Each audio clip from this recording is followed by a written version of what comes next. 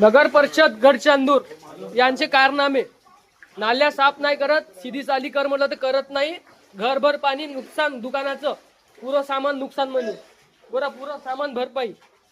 हे बाय लोकांच्या घरात पाणी किती भरलेलं हे बघा, टोंगळा धोर पाणी भरलेलं आहे, पुरं सामान नुकसान. त्यांच्याकडे तांदूळ पुरे भरले, गणपती 50 गणपती बोले झाले, याचं भरपाई कोण देणार?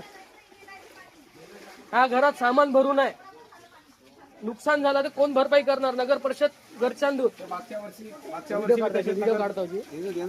वर्षी बी नगर परिषदवाले पुल्या ते सीधा करत ना रोड. बघा पाणी, एवढं पाणी भरलेलं घरी, टोंगळा भर. ठीक आहे, हा नालीचं कारण.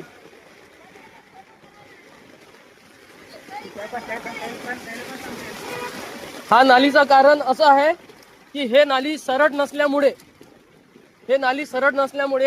हे नालीनं ब्लॉक होत आहे. इथे टी बनल्यामुळे इथून पाणी ब्लॉक करून राहिलं. नगर परिषदेला वारंवार सांगितलं रस्ता नाली सीधी करून द्या. नाली काही सीधी करून दिली नाही.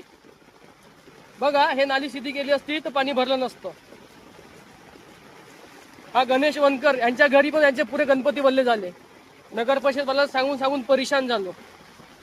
आता उपाय आहे मला, नगर परिषदवाल्याने हे नाली सीधी नाही केलीस तर मी जीसीपी लावून तोडण्यात करीन, मग माझ्यावर केस झाली तरी चालेल.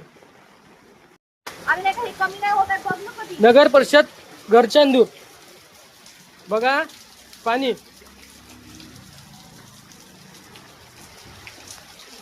डोंगराभर पाणी. बॅटरी आणली होती ना,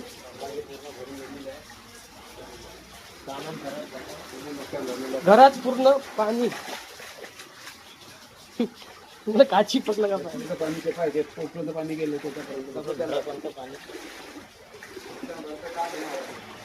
आमचं दुकानाचं सामान पूर्ण नुकसान म्हणी.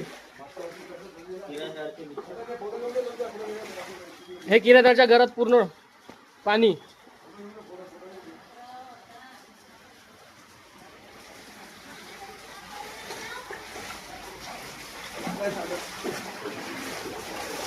पाणी वाढला पुन्हा.